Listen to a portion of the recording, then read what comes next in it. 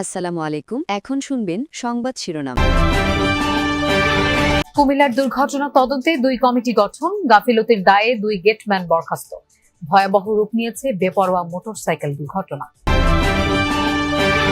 জামালপুরে ব্রহ্মপুত্র নদে ভাসমান সেতু ভেঙে নিহত 5 শিশুর জানাজা ও দাফন সম্পন্ন, 4 সদস্যের তদন্ত কমিটি গঠন। ইসরায়েলে পাল্টা হামলা অব্যাহত রেখেছে ইরান। বিদ্যুৎ কেন্দ্রে হামলা হলে মধ্যপ্রাচ্যে জ্বালানি স্থাপনা উড়িয়ে দেওয়ার হুঁশিয়ারি তেহরানের। হাদি হত্যার সন্দেহভাজন ফয়সাল ও আলমগীর এবার 14 দিনের জেল হেফাজতে। জিজ্ঞাসাবাদ করবে কলকাতার পুলিশ। এতক্ষণ শুনছিলেন সংবাদ শিরোনাম, এখন শুনবেন বিস্তারিত। 2 গেটম্যানের দায়িত্ব অবহেলায় কুমিল্লায় বাস ট্রেন সংঘর্ষে প্রাণ ঝরেছে নারী শিশু সহ 12 জনের। দুর্ঘটনার কারণ অনুসন্ধানে 2টি তদন্ত কমিটি গঠন করেছে জেলা প্রশাসন ও রেলওয়ে বিভাগ। দায়িত্ব অবহেলার দায়ে 2 গেটম্যানকে চাকরি থেকে অব্যাহতি দেওয়া হয়েছে। নিহতদের পরিবারকে 1 লাখ টাকা করে সহায়তার আশ্বাস দিয়েছেন রেল প্রতিমন্ত্রী। রাত 2:45 বিকট শব্দে ঘুম ভাঙে ঈদে ঘরমুখো ট্রেন যাত্রীদের। কিছু বুঝে ওঠার আগেই চাঁপাইনবাবগঞ্জ থেকে ছেড়ে আসা মামুন স্পেশাল নামের যাত্রীবাহী বাসটিকে অন্তত 1 কিলোমিটার দূরে নিয়ে গিয়ে থামে ঢাকা মেল ট্রেন। এই ঘটনায় বাসে থাকা যাত্রীদের মধ্যে 12 জনের মৃত্যু হয়, আহত হয় অন্তত 10 জন। স্বজন হারানো পরিবারগুলোর আহাজারিতে ভারী হয়ে উঠেছে পুরো পরিবেশ। দেখে যে ট্রেনে টেনে নিয়ে আসছে অনেক দূর, প্রায় 1 কিলোর মতো। তখন চেঞ্জ ফিরে আসলে তখন দেখে যে সামনের পাশে একবারে সে দল দুবড়ে বসছে, একাকার হয়ে গেছে। স্থানীয়দের অভিযোগ, নিরাপত্তা ব্যবস্থা দুর্বল থাকলেও তা নিয়ে কোনো কার্যকর পদক্ষেপ নেয়নি সংশ্লিষ্ট কর্তৃপক্ষ। আর সেই অবহেলার খেসারতেই দিতে হলো নিরীহ যাত্রীদের। লাইনম্যান যে রেল এরিয়াটা ফালাবে, ঠিক আছে, ওটা আপনি ফালাই না, উনি ঘুমাইতেছিল হয়তো বা, পুরোটা দায়ী হইছে উনি। আমরা ট্রেনে রানিং ট্রেনে ফালাই নামছি, নামার পরে দেখলাম বাসটা সামনে। দুর্ঘটনার পরপরই 999-এ ফোন পেয়ে দ্রুত উদ্ধার কাজে নামে ফায়ার সার্ভিস ও সিভিল ডিফেন্স। আহতদের উদ্ধার করে নেওয়া হয় হাসপাতালে। রুগীগুলো আসা শুরু করে অ্যারাউন্ড 4টা নাগাদ।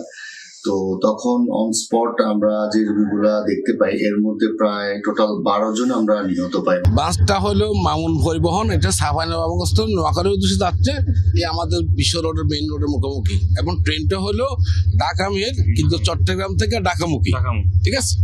যেভাবে রাস্তা ফ্লাশ ক্রসিং হয়েছে, আমার যতটুকু ধারণা খুব দ্রুত কি ট্রেনটা যাচ্ছে।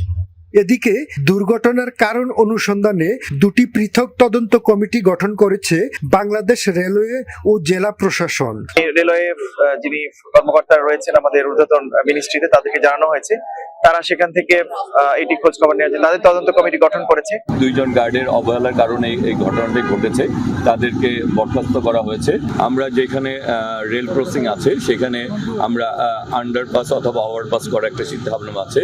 সঠিক তদন্তের মাধ্যমে দোষীদের দৃষ্টান্তমূলক শাস্তির দাবি স্থানীয়দের। ফেনীতে সড়ক দুর্ঘটনায় 3 জন নিহত হয়েছেন, আহত হয়েছেন 5 জন। ভোররাতে ঢাকা চট্টগ্রাম মহাসড়কের ফেনী রামপুর এলাকায় এই দুর্ঘটনা ঘটে। পুলিশ জানায় চট্টগ্রাম অভিমুখী একটি লেন মেরামত কাজ চলছিল।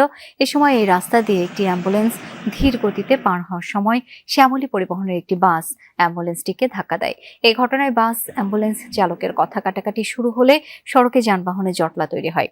একই সময়ে বেপরোয়া গতিতে আসা দোয়েল পরিবহনের একটি বাস জটলার মধ্যে ঢুকে গেলে এক মোটরসাইকেল আরোহী, দোয়েল পরিবহনের সুপারভাইজার ও বাসের এক যাত্রী নিহত হন। আহত হন 5 জন। তাদের উদ্ধার করে হাসপাতালে নেয় পুলিশ। ঘাতক বাসটি জব্দ করা হয়েছে, তবে পালিয়েছে চালক ও হেলপার। এদিকে কিশোরগঞ্জের কুলিয়ারচরে পিকআপ ভ্যান চাপায় মারা গেছেন 2 মোটরসাইকেল আরোহী। এদিকে হবিগঞ্জের মাধবপুর উপজেলার আন্দিউরা থেকে সড়ক দুর্ঘটনায় নিহত 4 জনের মরদেহ উদ্ধার হয়েছে।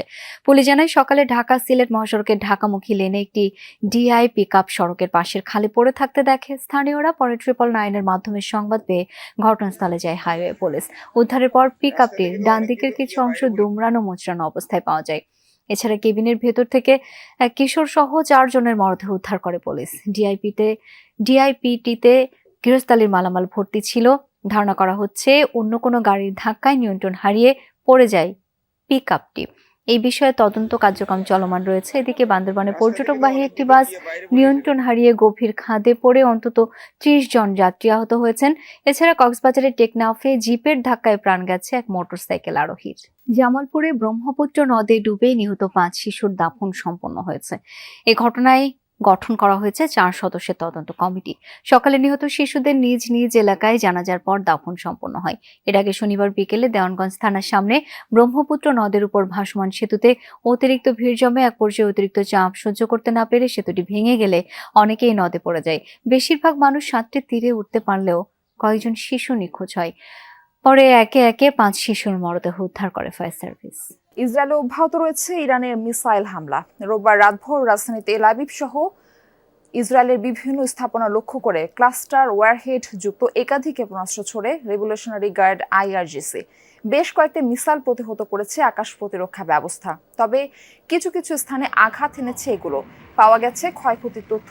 মঙ্গলবার পর্যন্ত সকল স্কুল বন্ধ ও 50 জনের বেশি সমাবেশ নিষিদ্ধ করেছে ইসরায়েলি কর্তৃপক্ষ।